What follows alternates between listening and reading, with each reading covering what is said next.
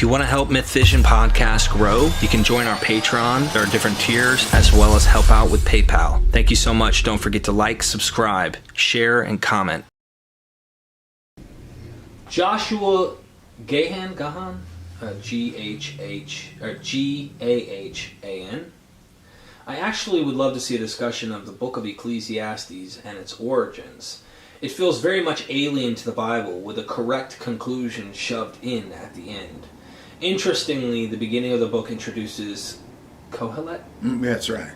Speaking for himself. And he does not speak in the personal sense again till the very end of the book. It feels like a text that was retrofitted into the Bible from another culture. Dr. Price?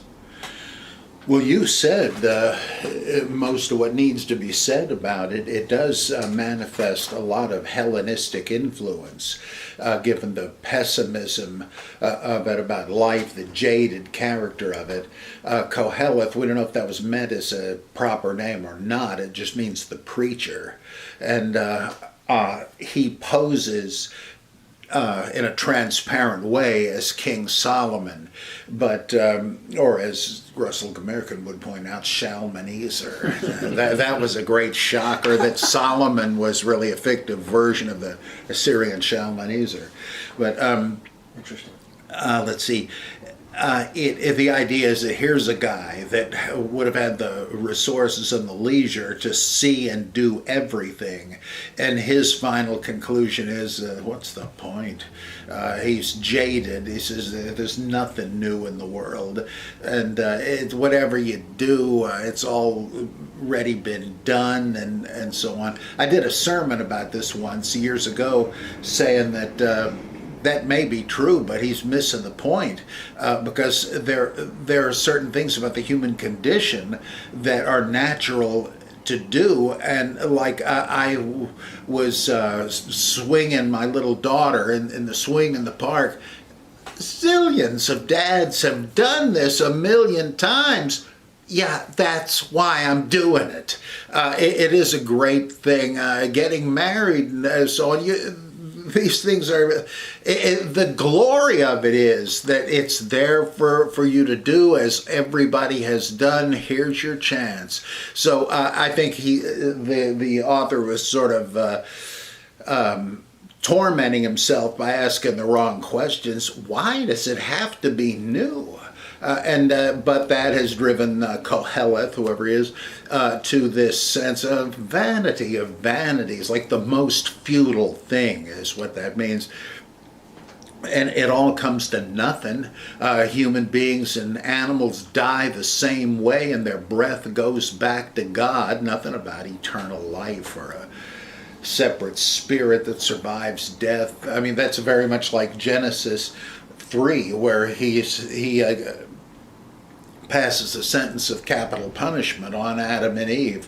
You came from dust and you will return there. There's nothing about life after death there. And the point of it is, this is total futility, but it's the price you're going to pay for trying to poach off of God's prerogatives. And it's like I used to tell my students, like a bumper sticker that says life's a bitch and then you die. That's the view, and that this appears to be more Hellenistically influenced.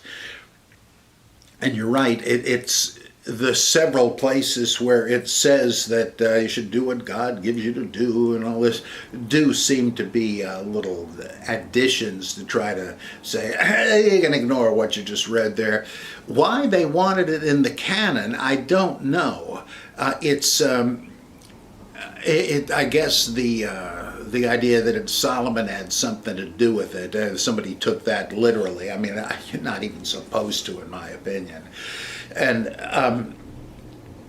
so the idea of no immortality, no real purpose, the most positive passage in it that doesn't appear to be secondary is where it says that you should apply yourself to whatever duty or work comes your way. That ain't much, but that's the best you can do, and it's good. but so much of it about futility and despair and so on, that the pessimism, it could possibly have a Hebrew or Jewish root. I think von Rad points out that you can read this as kind of like the book of Job, which also may be Hellenistic in origin. In fact, Job, one scholar said that this appears to be simply a Jewish version of one of the Greek plays, and it's constructed that way for sure. Like we don't know if Mark was supposed to be a play, as someone has argued, but this sure is. The characters are neatly slotted out and placed in there. And the point of the original text of Job, because it's received additions too, like Elihu's speech cannot have been part of it originally, and the prologue and epilogue, the prose parts of it are not original, but the main shank of the thing is it's a weird theodicy. It says things can be so rough that you wonder, what's God got it in for me for? Why is he doing this? Assuming there is a God. Of course, if there isn't one, there's no problem, I like to point out. It's not going to be any better or worse if there's not a God firing these bullets with your name on them. But if there is, why is it happening this way? And the conclusion is, who knows? God appears to Job, who's been accusing him the whole way through. I love this. Probably the masterpiece of the Bible. Job's his buddies are saying, "Well, come on, Job. You must have done something wrong. God doesn't punish the innocent." And Job says, "The hell he doesn't." He says, "If I could take God to court, I would be vindicated. But of course I can't do that because I can't see him. But he can see me, and he's shooting his arrows." That's very thinly a paraphrase. That's really what it says. And when God shows up in a tornado, he says, "Listen, smart guy, you tell me, do you know why birds migrate? Do you know what holds stars together in the constellations?" And he goes through a whole bunch of these National Geographic topics. And Job says, "Maybe I spoke too soon. Yeah, that's what I thought." And at the end, there's no way to tell.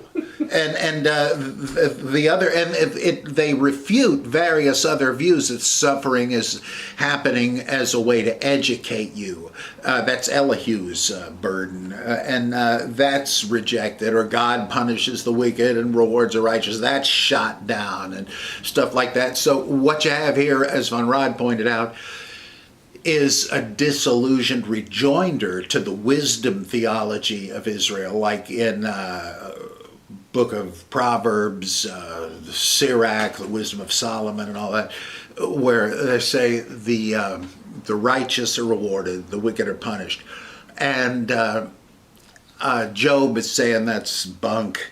That's not the way it is. And Deuteronomy, Ezekiel, and I think Jeremiah all say that, all right, in the past the children were punished for the sins of the fathers, but it's not going to be that way anymore. God will punish only the evildoers themselves, and up to the minute, even if you were righteous all along and you've turned bad now, that's what you're going to get it for. Well, obviously nothing happened.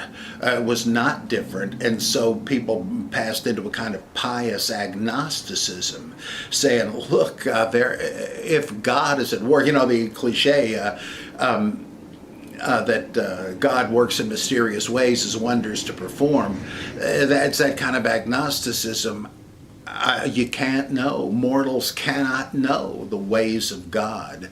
And of course people never learn, and they say, I can tell God's will is this. Yeah, wait till that bus crashes with you on it. Like these kids that were killed in a bus accident on their way to Bible college. It's so absurd. Well, Ecclesiastes could be part of that reaction, that it may be trying to say that's a bunch of hokum. We can't say much, but here's the little we can say. You might as well do the best you can with what you've got. And that thing, a time to fast, a time to rejoice, and all that, turn. Even that can be understood that way. Everything is cyclical. There are appropriate occasions for rejoicing and for not. It's just cyclical. The pendulum goes back and forth, which kind of implies there's no divine plan. That's just the way things work. So it is very unusual for the Bible, but then so is Job. And both of them do appear to be Hellenistically influenced. When were they written? I don't know if there's any way to tell anymore, because the whole minimalist thing has just thrown any possibility of dating individual books up in the air.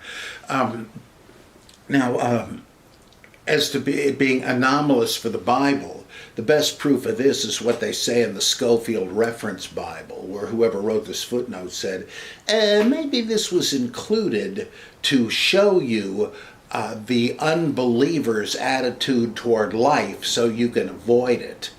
And yeah, that's the ticket. So you've got an inspired statement of an unregenerate lifestyle. If that's like God inspiring a spirit of error, as you read in a couple of places. It's just that they didn't know what to do with it. Of course, I don't think Martin Luther said this, but It's the kind of gutsy thing he would have said, well, to hell with it. It shouldn't be in the Bible. He had no compunction about doing that with a few other books, but yeah.